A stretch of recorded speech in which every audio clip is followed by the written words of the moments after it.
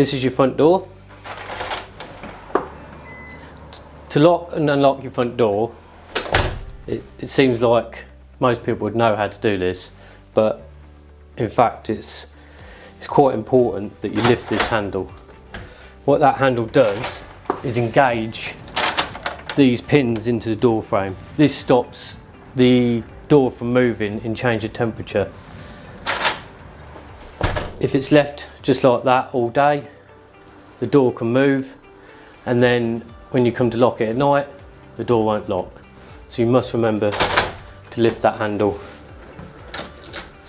and then lock the door. Okay? Each door comes with the I Spy and the letterbox, and that's your front door. This is your consumer unit for your house, otherwise known as a fuse board. This is where all your power, all your electric power, comes into the house.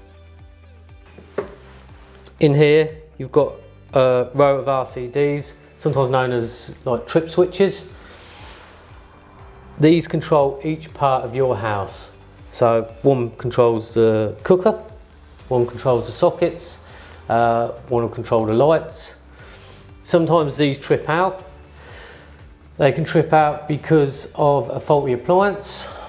The way to find out whether your appliance is faulty is to turn everything off on them sockets and then turn this back on.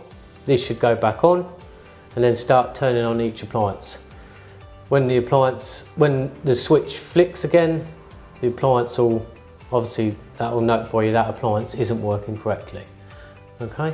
If all your appliances are working, then and it's still tripping out, then phone customer care and they'll sort out an electrician for you. Okay?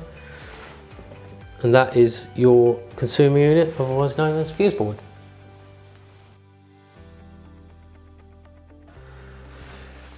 This is the water shut-off valve. This valve is where all the water comes into your house. If there's any leaks that appear in the house, the first port of call is here, and you turn this to switch off the water, and that stops the water feeding into the house, and it stops it going anywhere else throughout the house. Once you've turned this off, then turn on the kitchen tap, and this will drain down the system, and then report the leak. This valve here is for the outside tap. In cold, icy conditions throughout the winter, turn this valve off, turn on the tap outside, and that will drain down the system. This will prevent any ice coming through and bursting any pipes in under your sink, basically, and stopping any leaks. This is the feed for the dishwasher, and this is the waste for the dishwasher. And that's basically under your sink. These are the windows for your house. Each window's got a trickle vent on. We recommend you keep these open for 12 months. This helps to dry out the house. We add a lot of water to the house when we build it, in the plaster, in the brickwork, even the timber's still drying out slightly when we build the house. So leave these open for 12 months, and this, like I said, helps to dry out the house. In regards to the windows, all the windows open further enough for you to be able to exit the house in the event of a fire. Okay? Each window comes with what we call night lock. This lets a little bit of fresh air in so that the window's still secure and you can still let air in. Okay?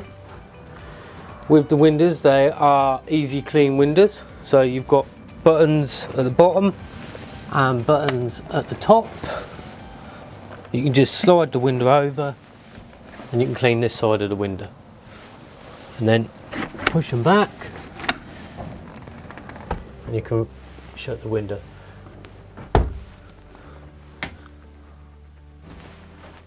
And that's your window.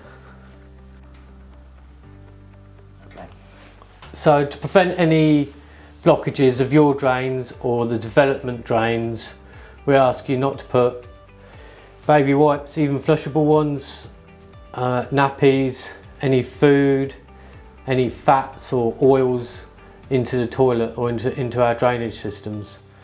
This will prevent any unnecessary call-outs to yourselves or to our main sewers.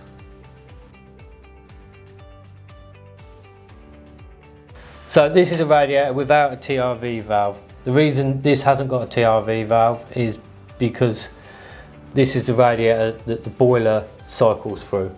It needs one open radiator within the house to cycle through, and that's generally where the thermostat's situated. So this is one of your radiators within your house. There's a radiator in basically every room.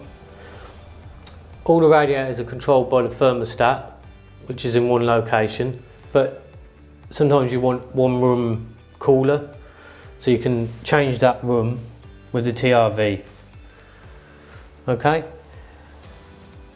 On the odd occasion you'll get air in the radiator. To get rid of that air, and the way you'll know is because it's cold at the top and hot at the bottom. There's a valve here that you turn to the bottom. There's a little hole there. You hold a cup there, turn the valve, and the air will come out. You hear it sort of sissing. Once a little drip of water comes out of that valve, this is full. You turn that valve, and then your radiator's bleeded off, and that's your radiator. So this is a smoke alarm. To remove the smoke alarm from the ceiling, you'll need a flat-ended screwdriver. There's a slot to put it in, and then you slide the alarm off. Once a year, change the battery, and once a month, you test the alarm. There's a test button there. Okay, there's 2 alarms in the house, one upstairs and one downstairs, and they are linked. So if you've got toast burning downstairs, your alarm will go off upstairs. Okay, the battery is only a battery backup. They are mains supplied as well. So if the mains goes off, the smoke alarm still works, and that's your smoke alarm. Okay, to change the light bulb in your outside lights, you basically twist this.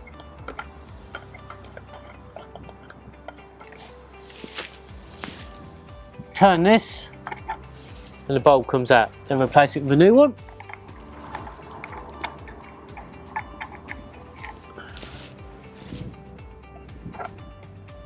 Turn that back on.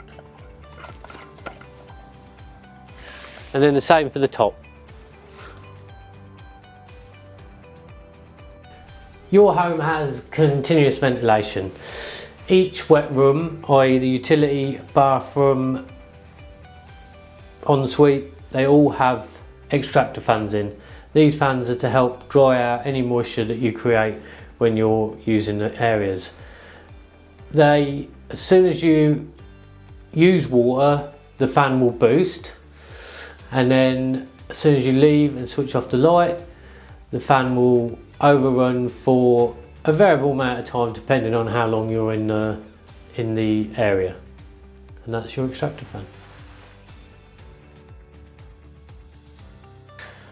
Okay, this is your boiler. From time to time the boiler depressurises. This can be due to moving into a new house, things settling. You're looking for about between 1 and 2, so 1.5 on pressure on your boiler. If that does drop sort of below 1, then there's 2 valves under here. Open these both up. They're blue in colour, and wait for your pressure to go up to 1.5 and then close them both. And that's your boiler pressurised. Your boiler needs to be serviced once a year by a reputable plumber. That's your boiler.